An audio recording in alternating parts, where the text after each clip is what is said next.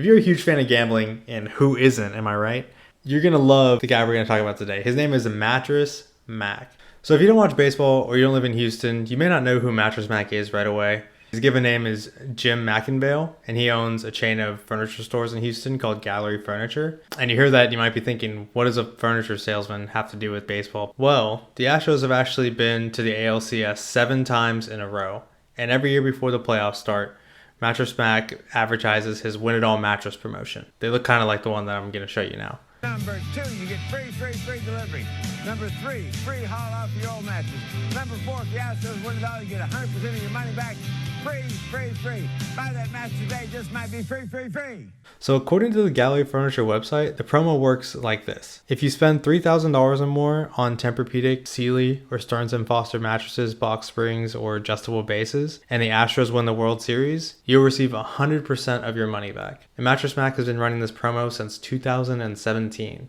So a free mattress sounds like a really good deal to me, and sounds like a pretty poor business decision for anyone who is running a business that sells mattresses and relies on that to live and survive, especially considering there's not really an upper limit listed, at least that I've seen, on the amount of product you can buy. So you might be wondering how he managed to stay in business after the Astros actually won the World Series last year, and he had to refund all the money he made during this promotion. Well, the real story here is that every year, Mattress Mack places increasingly large bets on the Astros to win the World Series. So even though he had to refund all of the purchases made during that 2022 promotion, he managed to win $75 million on bets placed in 3 separate states. The COO of Caesars Sportsbook in Vegas said that the $30 million check that he wrote for Mack was the largest in sports betting history. So if the Astros win, his bet hits big, and sure, he has to refund everybody, but $75 million is going to go a long way to making that happen. And if the Astros lose,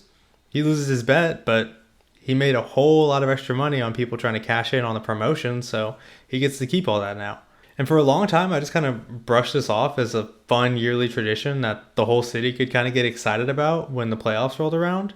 But then the University of Houston made the Final Four in men's college basketball, and he applied the same promotion to their title pursuit. But then I saw the same promotion on a billboard when TCU made the college football national championship last year. So I started looking into it, and turns out Mattress Mack does this for basically every major sporting event. So the first example I could find was in 2014. He actually bet that the Astros wouldn't win more than 63 games that year, which is really sad to think about how bad the Astros were back then.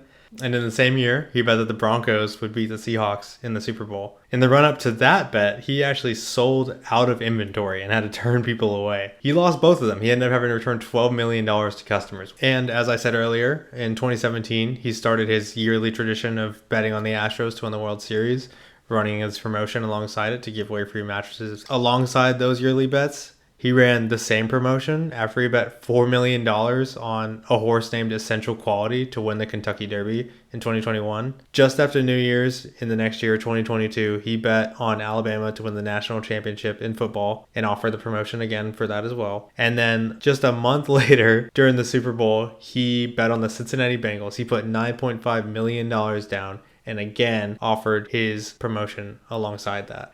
This isn't an exhaustive list. This is just the ones that I could nail down the timeline for. Mack was also betting when he wasn't running these promotions. He put money down on the Patriots during the 2021 season after Tom Brady had left. Then he was just straight up hating on the Kansas City Chiefs in the 2019 and 2020 NFL playoffs. He picked the Texans, the Tennessee Titans, and the San Francisco 49ers to beat them. Unfortunately for Mack, Patrick Mahomes and Taylor Swift's boyfriend won their first Super Bowl that year, so Mack went 0-3. Also, side note, despite a Guardian article I found describing him as a famed gambler, which I would put that on my business card, so good for him. It seems like he's not very good at gambling.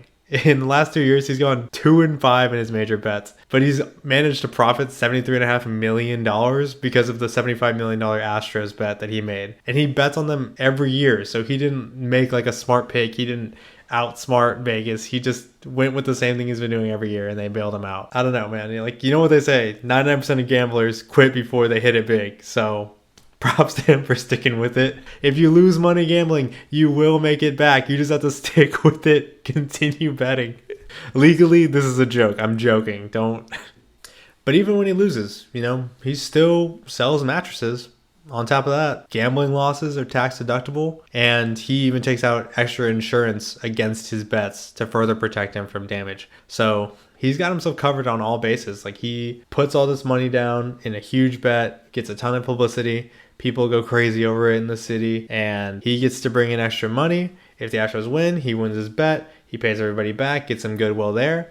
If they lose, he makes a bunch of extra money on the sales that he made, and people still excited about it, I guess, because it's still going 7 years later. Also, Mack will often tailor his promotion to the amount of protection he has based on what he has bet on the Astros and the amount of insurance that he has placed against those bets. So he'll either cut the promotion off early, or at one point he was even like offering double your money back because he felt like he had the leverage to do so, I guess. So it's kind of flexible, and he really seems to have a good handle on how much he can afford to sell before he loses money on this promotion. He's come out and said that he always makes money on this. So you might be thinking, like, so what? Why does it matter? People gamble all the time. Some people are getting free mattresses out of this promotion, so I don't see how it's a bad thing. And sure, you're totally right. I generally agreed with that sentiment back when I only knew about the Astros promotion. But I just feel like when you start expanding something like this into like every major sporting event that's happening, is that not just what like a sportsbook is? Like, are you not just opening your own sportsbook? Now stop. Wait. Just listen for 1 second. Before we continue, I want to make it clear that I'm not implying any legal wrongdoing by Mackinville or anyone at Gallery Furniture. Please do not sue me. I'm not saying these things to cancel Mattress Mack or imply that he's doing anything illicit. I just want to speak on how these things make me feel and see how other people feel about them. I obviously have been doing this for a long time, so I don't think that he can just like do something like this and get away with it for so long if it wasn't totally fine within the rules of the state. But yeah, just want to put that out there. Let's just all be cool about it. This is just a fun little video. But that being said, like, if you run a promo where you can win a free mattress or even double your money based on the outcome of like a wide variety of sporting events, how is that not like taking bets on those games? And again, I want to make it abundantly clear that Mattress Mack is legally placing his own bet as hedges separately from the promotion, and he's placing those bets in states where gambling on the outcome of games is legal. So I suppose that the difference is that you actually receive a product even if you lose your bet by trying to take advantage of this promo. But the whole point of advertising is to get people to spend money that they wouldn't have otherwise. I don't feel like it's a huge leap to get from, oh, you might get this mattress for free, or hey, you might even double your money on this mattress, to, oh, hey, if you put $100 down, you might get $200 back on this bet. And look, I don't fully understand why sports betting is illegal in Texas, or why there are a few companies that, even though sports betting is illegal in Texas, can offer people player pick lines for real money in the state of Texas. But I do know there's a reason that Mattress Mack has to leave the state to place his own legal bets with the sportsbook. And I don't think I've ever batted an eye at this before, because I feel like we as a society have a tendency to see someone do something you wouldn't typically expect and like lose our minds over it. Like, we see an older man betting and are kind of like, yo, he's kind of older and he's betting. That's kind of the coolest thing I've ever seen in my entire life, I think. I think that's actually pretty cool. I think maybe he should be king of Houston. I think he should be the king.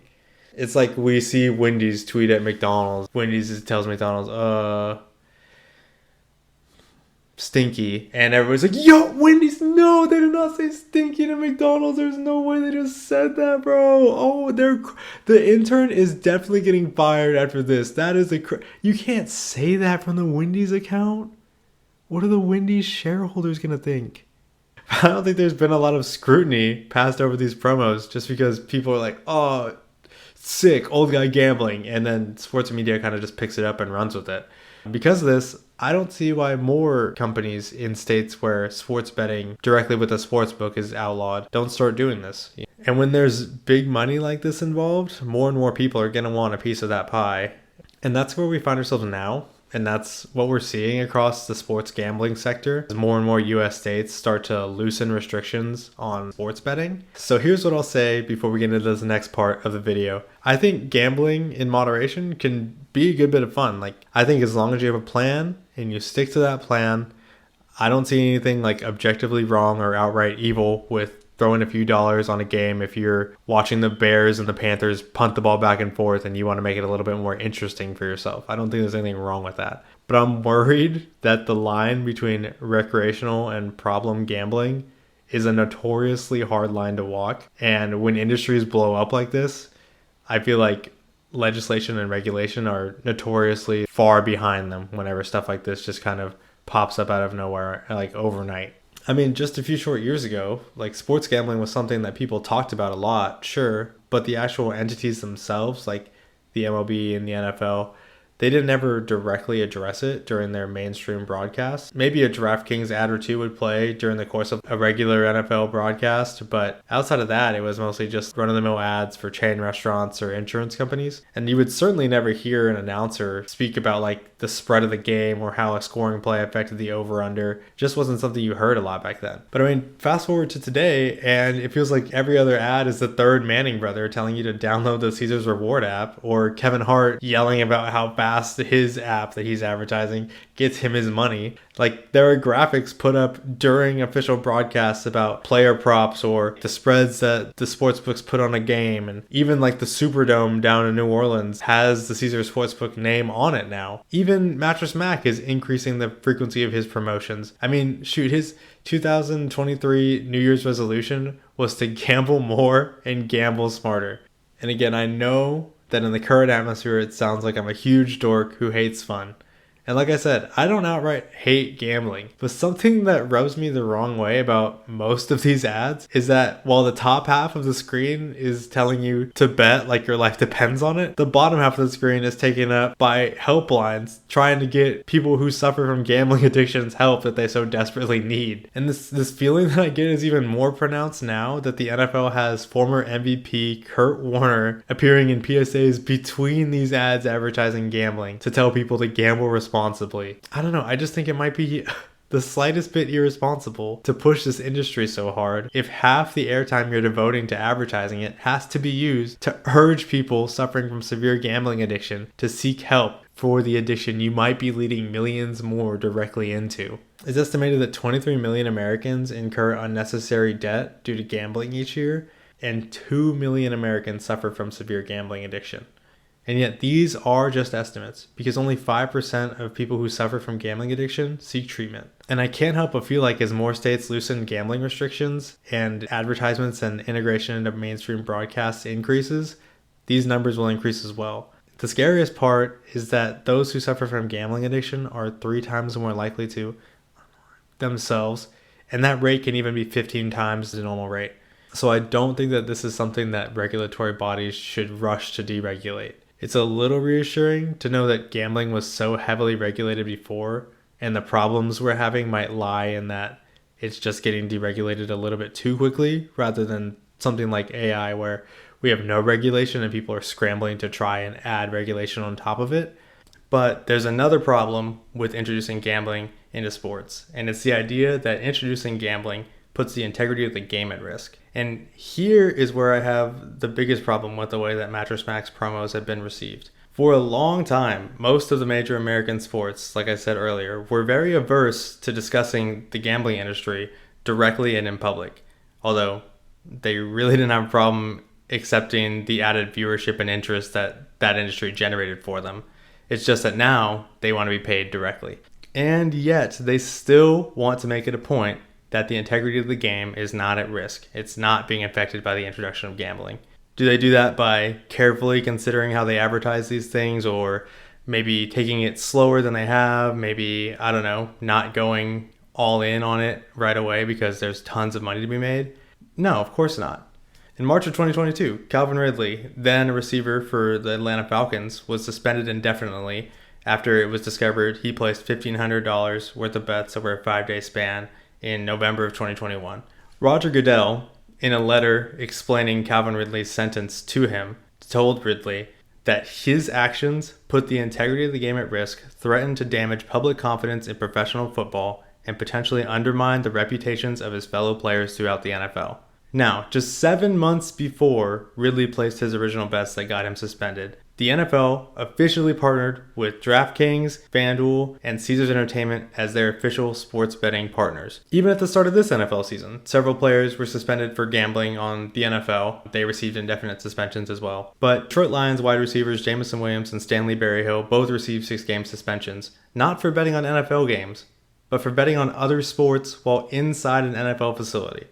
The heart of the issue is that the league itself can talk about these companies all they want, make deals with these sports books all they want, publicly advertise during their broadcast these sports books all they want, but let a player even think about patronizing one of these companies and they're suspended and publicly humiliated. Pete Rose is the all-time leader in hits in Major League history, and he's one of 2 players to eclipse 4,000 hits in his career. And even though he holds a record that no one will probably ever get close to rivaling, he has been banned from the sport for life for his gambling. Even though it was never definitively proven that he bet against the Reds when he was playing for them, he still has been denied access to the Baseball Hall of Fame because of this. Even though the MLB has now officially partnered with sports books like the NFL has, their stance on Pete Rose still hasn't changed. And hey, maybe it shouldn't. I don't know. I'm not saying that players shouldn't face consequences for gambling on the game. I just think it's a little hypocritical that the MLB is like wagging its finger at Pete Rose with one hand and shaking hands with a sportsbook with the other. And I mean, just this month, Mattress Mack himself was invited to throw out the ceremonial first pitch before Game 1 of the American League Division Series between the Houston Astros and the Minnesota Twins. So his invitation was rescinded eventually, but not because he's only publicly affiliated with the Astros because of his gambling promotions, but because the MLB playoffs are sponsored by Mattress Firm and they didn't want him to get all that free promo because I guess he's a competitor of theirs here in Houston. So is it cool that Mattress Mack is openly celebrated for his large wagers and the leagues just openly interact with these sports betting companies in very public situations while also trying to preserve the integrity of the game by making examples out of players? No, I don't really think so. I mean, when I see people complain online about games being rigged or things not being fair in the game for their team or the team that they put money on, I never see people accusing players of throwing games or fixing games because they have money on it. I see them accusing the refs of being bought. I see them saying that the NFL is scripted. The NFL is even running like ads poking fun at the fact that people think that the games are scripted sometimes. The people who are in these positions of power in the league are not the players. They're the owners who are just multimillionaires who made their money doing other things and now just happen to own football teams. And a bunch of executive types in the league office who I feel like are way more likely to be swayed to fix games by large partnerships with sports betting companies than any one player would be. I don't know. I get that they want to ensure that the integrity of the game is being protected. And to do that, they feel like they need to make an example out of somebody because certainly not going to stop selling ads. So it's got to be one of the players. I don't know. That just doesn't seem right to me. Look, obviously Mattress Mack is just a symptom of a bigger problem in sports betting that we're seeing right now. But what he's done to promote gambling and possibly even given people who live in a state where gambling is illegal a way to get in on the action in a roundabout sort of way. And again, not saying that he is doing anything illegal. What he is doing is, I feel like, legally distinct from taking bets as a bookie or something like that. So I don't think that he's doing anything illegal here. I just think that it's a little excessive and it just makes me feel kind of weird and icky. Just leaves a bad taste in my mouth, you know? And the way he's been highlighted by the Houston Astros and the MLB at times just kind of rubs me the wrong way. Not just because he's promoting gambling, especially in such large amounts, or because like the integrity of the game rules don't apply to him, it seems, but because he also uses that status as a Houston legend to try and throw his weight around and influence state politics and local and national elections. And I just think that that's like a bridge too far, especially when you're getting all this popularity from simply betting on a game to advertise your furniture store. Again, it's very easy not to think too much about all the antics and just think that an older guy betting big money is cool and that it's even cooler that he's betting on our team. But I feel like Mattress Mack seeks to be more than just a loyal fan who wants to support his team and really believes in them. And I'll show you why I believe that in a second. See, he recently spoke at the 2022 SBC Summit North America described as the leading iGambling and sports betting event in North America. Now, I want to talk about a lot of things he says in this interview that he gives at a gambling conference of all places.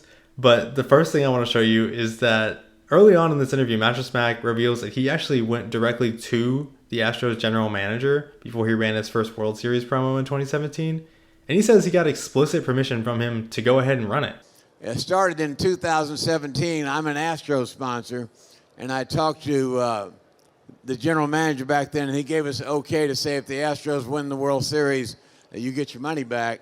So what I find interesting is that the Astros were on board with this promotion even before the MLB signed its first official agreement with the sports betting partner in 2018. Also, it's so funny to me that he's wearing his Astros jersey at this event.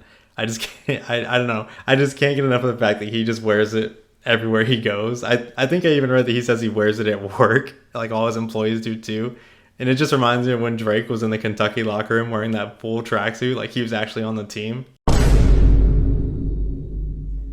Anyway, this interview is like 30 minutes long, and I don't want to drag this video out to be super long as well. So I'm going to post the link to the full video in the description if you want to check it out. But he does return to a couple main points that I think we can look at. But first, some honorable mentions for some of the moments in this interview that I thought were kind of funny that I couldn't find a place for anywhere else in the video. I just want to put them in before we really get into it. I'm looking forward to World Cup. That should be a lot of action. We have a huge Hispanic population in Houston, and they're very interested in World Cups.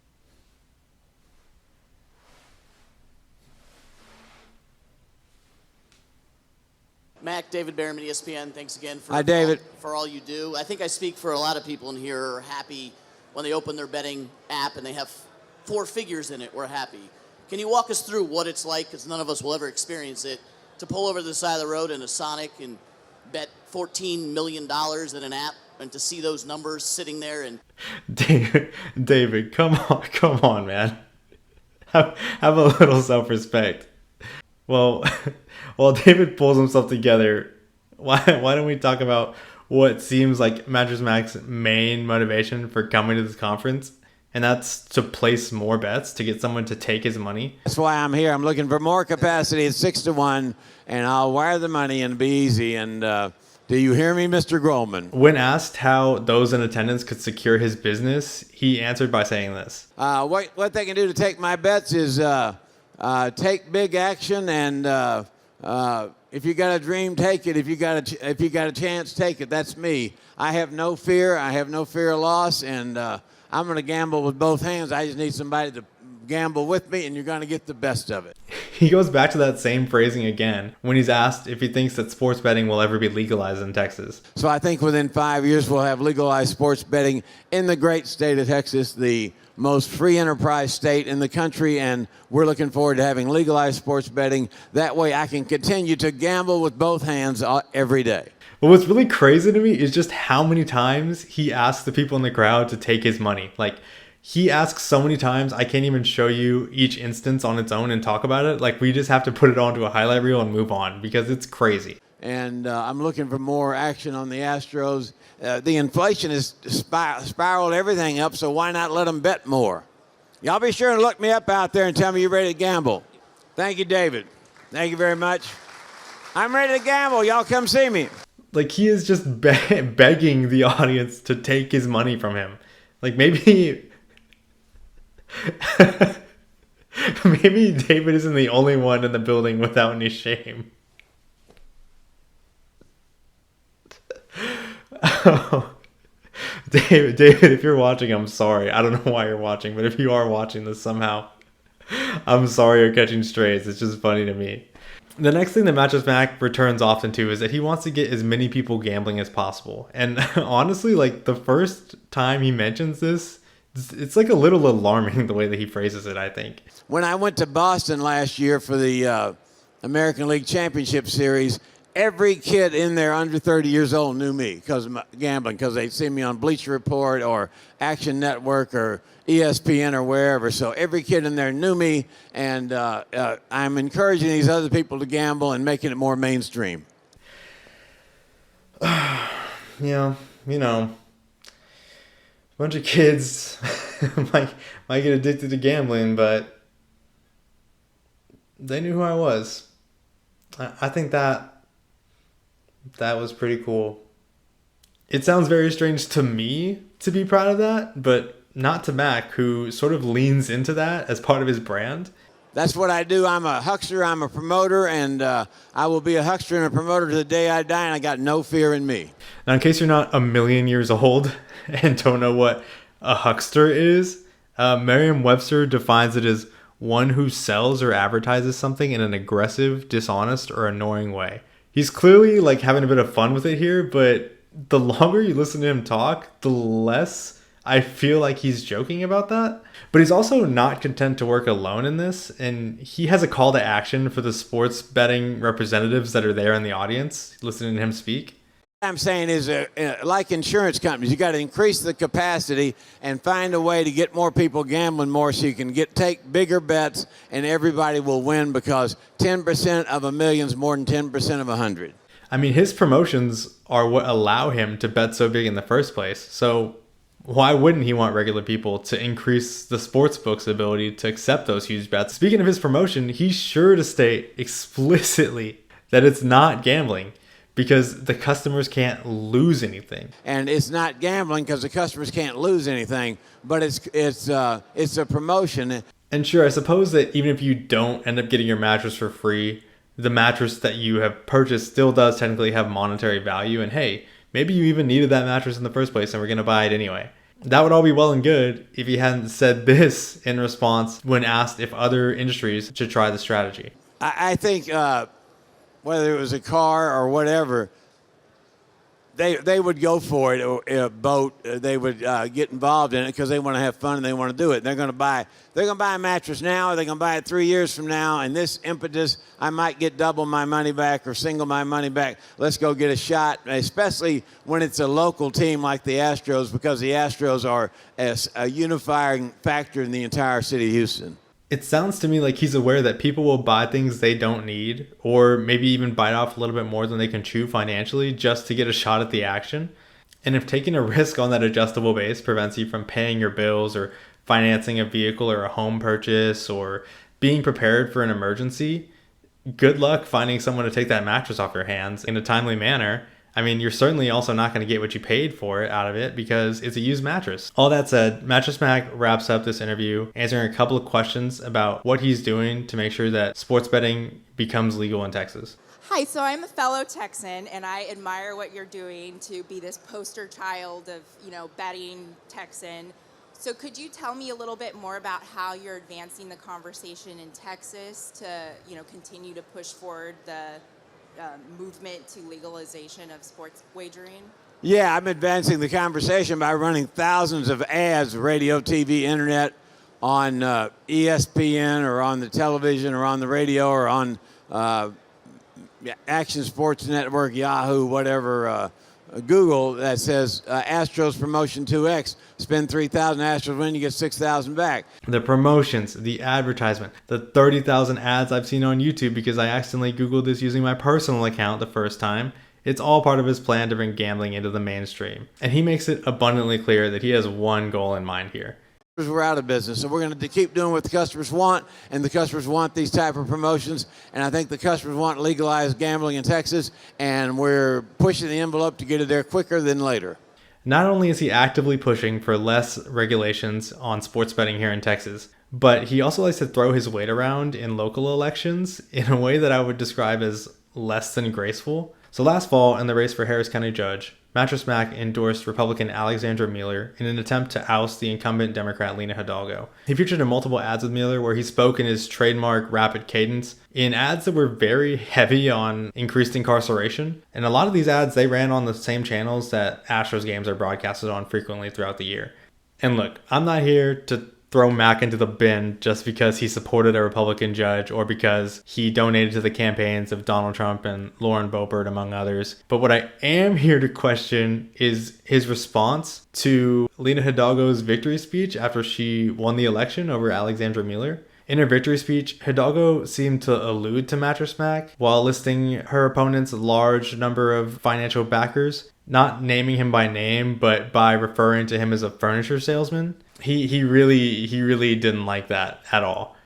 in response, Mattress Mack purchased a full-page ad in the Houston Chronicle the weekend after, which is a local newspaper here in Houston, and posted a letter addressed to Hidalgo that was originally reported on as being written by Mack himself, even though it refers to him in the third person because his name is at the bottom below where the signature would be. But eventually it was determined that it was written by somebody else. The third person use of Mattress Mack's name was spelled incorrectly at times, so that's how they kind of put it together, that it wasn't just some open letter written by Mack himself. And even though Mack didn't write this letter himself as it was originally thought, he still felt strongly enough to take out a full-page ad and share it publicly. So I think it's safe to assume that he endorses the contents of this letter. It seems that rather than being called a furniture salesman, he would prefer if you referred to him as a local icon, which is a crazy thing to say.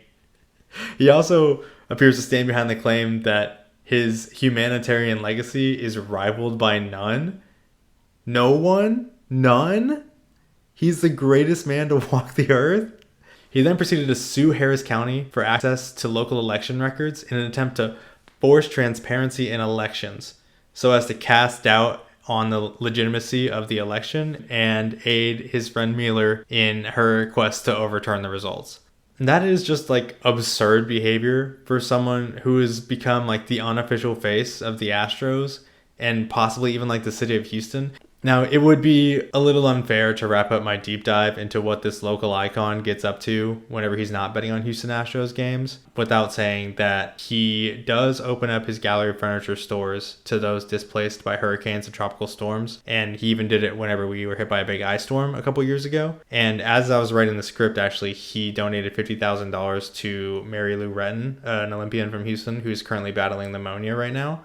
So I have to give credit where credit is due. The only problem with that is I don't know how much more credit I can give to someone who co-signs the message that they should be referred to as a local icon whose humanitarian legacy is rivaled by no one ever, I guess. I don't know. What more can I say about you that you haven't already said about yourself?